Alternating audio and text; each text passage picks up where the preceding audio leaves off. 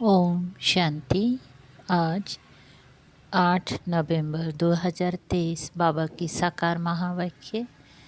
बाबा कहते, मीठे बच्चे, देह सहित ये सब कुछ खत्म होने वाला है, इसीलिए तुम्हें पुरानी दुनिया के समाचार सुनने की दरकार नहीं।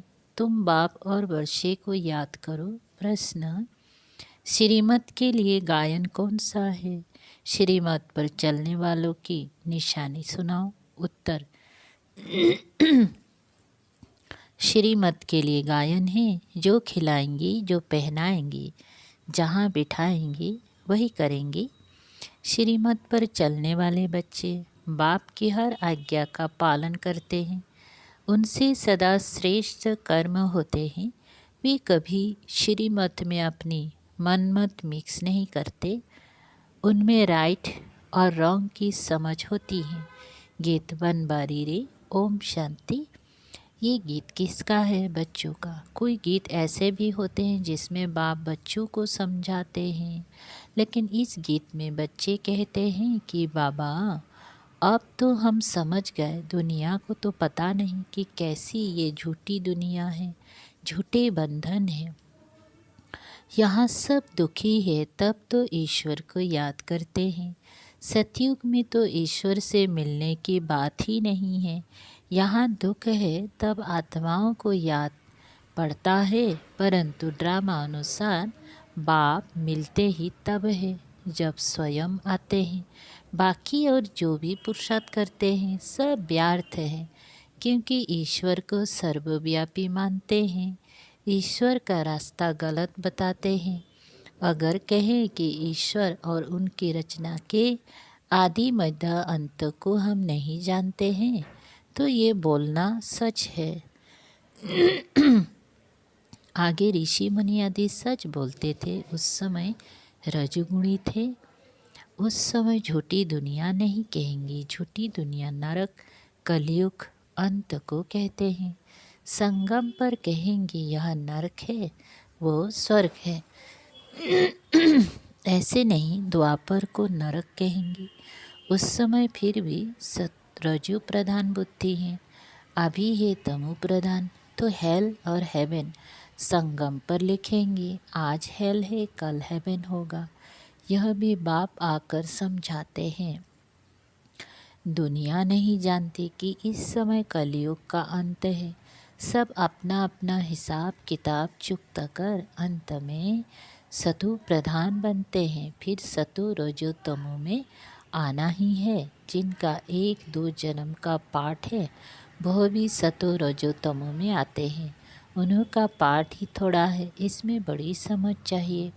दुनिया में तो अनेक मत वाले मनुष्य हैं, सब एक मत तो नहीं होती हैं।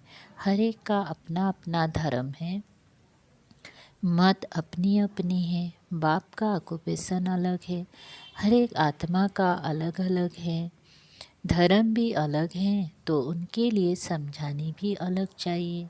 नाम रूप देश काल सबका अलग है। देखने में आता है ये फलाने धर्म का फलाने धर्म है। हिंदू धर्म में तो सब कहते हैं, परंतु उनमें भी सब भिन्न भिन्न हैं। कोई आर्य समाजी, कोई सन्यासी, कोई ब्रह्म समाजी, सन्यासी आदि जो भी हैं सबको हिंदू धर्म में मानते हैं। हम लिखे कि हम ब्राह्मण धर्म के हैं अथवा देवता धर्म के हैं तो भी वे हिंदू में लगा देते हैं, क्योंकि और कोई सेक्शन तो उनके पास है ही नहीं। तो हर एक का फॉर्म अलग अलग होने से मालूम पड़ जाएगा, और धर्म वाला होगा तो इन बातों को मानेगा नहीं। फिर उनको इकट्ठा समझाना मुश्किल है। वे तो समझेंगे कि ये तो अपनी धर्म की महिमा करते हैं, इनमें द्वैत है। समझाने वाले बच्चे भी नंबरवार है। सब एक समान तो है नहीं, इसीलिए महारथियों को बुलाते हैं। बाबा ने समझाया है, मुझे याद करो, मेरी श्रीमत पर चलो। इसमें प्रेरणा आदि की कोई बात नहीं। अगर प्रेरणा से काम हो तो फिर बाप के आने की दरकार ही नहीं। शिव बाबा तो यहाँ हैं, तो उनको प्रेरणा की क्या दरकार है। ये तो बाप की मत पर चलना होता है, प्रेरणा की बात नहीं। कोई कोई सैनस, कोई कोई संदेशिया संदेश ले आती हैं, उसमें भी बहुत मिक्स हो जाता है। संदेशी तो सब एक जैसी है नहीं, माया का बहुत इंटरफियर होता है। दूसरी संदेशी से वेरीफाई कराना होता है। कोई तो कह देते हैं हमारे में बाबा आते हैं, मम्मा आती हैं, फिर अपना अलग सेंटर खोल बैठते हैं। माया की प्रवेशता हो जाती है। ये बड़ी समझने की बात है। बच्चों को बहुत सेंसिबल बनना चाहिए। जो सर्विसेबल बच्चे हैं वही इन बातों को समझ सकते हैं। जो श्रीमत पर नहीं चलते वो इन बातों को नहीं समझेंगे। श्रीमत के लिए गायन है कि आप जो खिलाएंगी, जो पहनाएंगी, जहाँ बिठाएंगी वो करेंगी। ऐसे कोई तो बाप की मत पर चलते हैं, कोई फिर दूसरी की मत के प्रभाव में आ जाते हैं। कोई वस्तु नहीं मिली, कोई बात पसंद नहीं आई तो वो झट बिगड़ पड़ते हैं। सब थोड़े एक जैसे सपूत बच्चे हो सकते हैं। दुनिया में तो ढेर की ढेर मत वाले हैं। अजामिल जैसी पापात्माएं गणिकाएं बहुत हैं। यह भी समझाना पड़ता है कि ईश्वर सर्वव्यापी कहना रॉन्ग है। सर्वव्यापी तो 5 विकार है। इसलिए बाप कहते हैं ये आसुरी दुनिया है। सतयुग में 5 विकार होते नहीं। कहते हैं शास्त्र में ये बात ऐसे है, परंतु शास्त्र तो सब मनुष्यों ने बनाए हैं। तो मनुष्य ऊंच हुए या शास्त्र? जरूर सुनाने वाले ऊंच ठहरे ना, लिखने वाले तो बहुत। लिखने वाले तो मनुष्य है। व्यास ने लिखा वो भी मनुष्य था ना। ये तो निराकार बाप बैठ समझाते हैं। धर्म स्थापकों ने जो आकर के सुनाया उसका फिर बाद में शास्त्र बनता है। जैसे गुरु नानक ने सुनाया बाद में ग्रंथ बनता है। तो जिसने सुनाया उसका नाम हो गया। गुरु नानक ने भी उनकी महिमा गाई है। सबका बाप वो एक है। बाप कहते हैं जाकर धर्म स्थापन करो। ये बेहद का बाप कहते हैं मुझे तो कोई भेजने वाला नहीं। शिव बाबा खुद बैठ समझाते हैं वो है मैसेज ले आने वाले, मुझे कोई भेजने वाला नहीं। मुझे मैसेंजर व पैगंबर नहीं कहेंगे। मैं तो आता हूँ बच्चों को सुख शांति देने।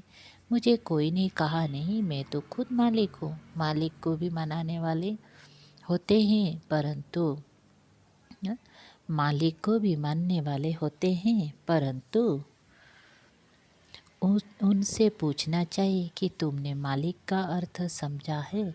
वो मालिक है, हम उनके बच्चे हैं, तो ज़रूर वर्षा मिलना चाहिए। बच्चे कहते हैं हमारा बाबा, तो बाप के धन के तुम मालिक हो। मेरा बाबा, बच्चे ही कहेंगे मेरा बाबा, तो फिर बाबा का धन भी मेरा। अभी हम क्या कहते हैं, हमारा शिव बाबा। बाप भी कहेंगे ये हमारे बच्चे हैं। बाप से बच्चों को वर्षा मिलता है। बाप के पास प्रॉपर्टी होती है। बेहद का बाप है ही स्वर्ग का रचयिता। भारतवासियों को भी प्रॉपर्टी किससे मिलती है? शिव बाबा से। शिव जयंती भी मनते हैं। शिव जयंती के बाद फिर होगी कृष्ण जयंती, फिर श्री राम जयंती। बस मम्मा बाबा की जयंती व जगदम्बा की जयंती तो कोई गाते नहीं। शिव जयंती, फिर राधे कृष्ण की जयंती, फिर राम सीता जयंती। जय शिव। जब शिव बाबा आते तब शूद्र राज्य विनाश हो। ये राज भी कोई समझते नहीं। बाप बैठ समझाते हैं। वह आते हैं जरूर। बाप को क्यों बुलाते हैं? श्री कृष्णपुरी स्थापन करने। तुम जानते हो शिव जयंती बरोबर होती है। शिव बाबा नॉलेज दे रहे हैं। आदि सनातन देवी देवता धर्म की स्थापना हो रही है। शिव जयंती है बड़े ते बड़ी जयंती। फिर है ब्रह्मा विष्णु शंकर। अब प्रजापिता ब्रह्मा तो मनुष्य सृष्टि में है। फिर रचना में मुख्य है लक्ष्मी नारायण। तो शिव है मात पिता, फिर मात पिता ब्रह्मा और जगदम्बा भी आ जाते हैं। ये समझने और धारण करने की बातें हैं। पहले पहले समझाना है। बाप परम पिता परमात्मा आते हैं पतितों को पावन बनाने। वो नाम रूप से न्यारा हो तो उनकी जयंती कैसे हो सकती है? गॉड को फादर कहा जाता है। फादर को तो सब मानते हैं। निराकार है ही आत्मा और परमात्मा। आत्माओं को साकार शरीर मिलता है। ये बड़ी समझने की बातें हैं। जो कुछ भी शास्त्र आदि नहीं पढ़ा हुआ हो तो उसके लिए और ही सहज है।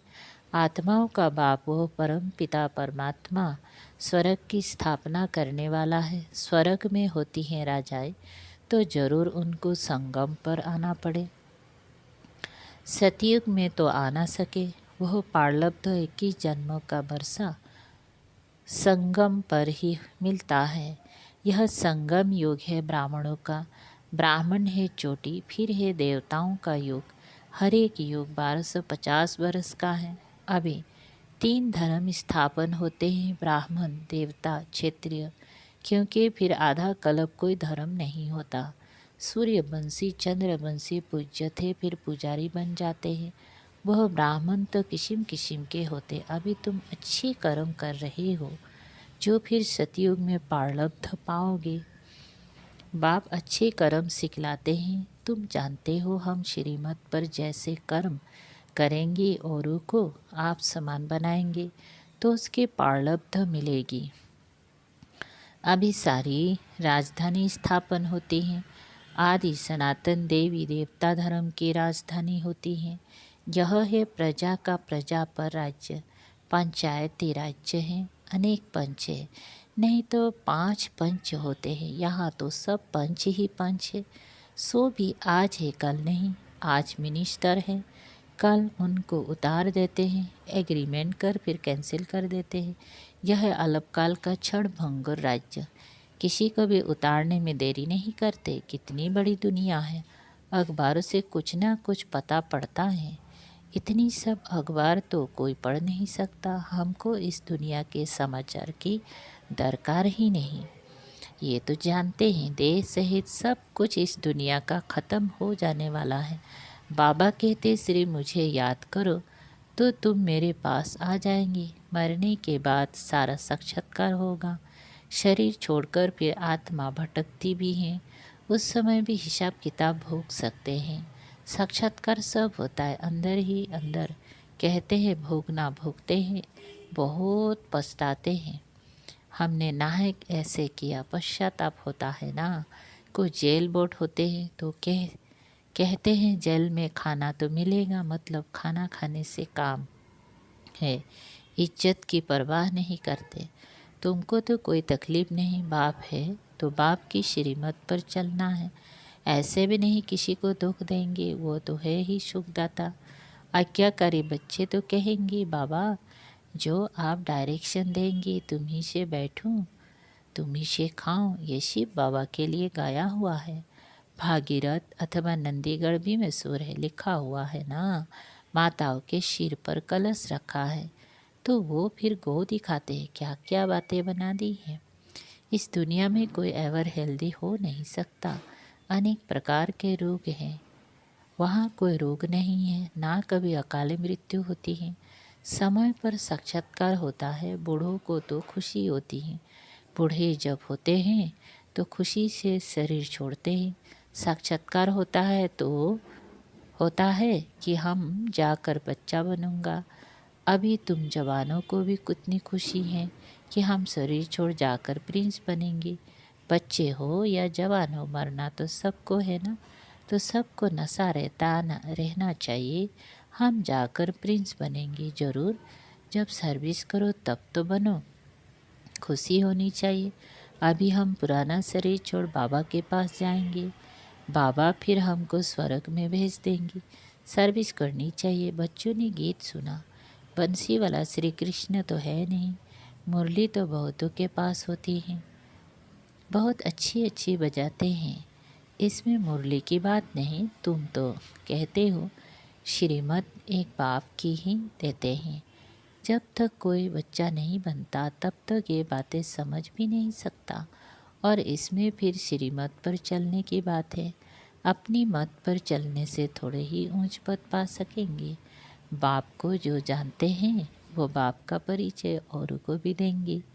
बाप और रचना का परिचय देना है किसी को बाप का परिचय नहीं देते तो गया, खुद जानते नहीं अपनी को नशा चढ़ा हुआ है तो औरों को भी चढ़ाना है। अच्छा, मीठे मीठे सिकल दे बच्चों प्रति माता पिता बाप दादा का याद प्यार और गुड मॉर्निंग। रूहानी बाप की रूहानी बच्चों को नमस्ते।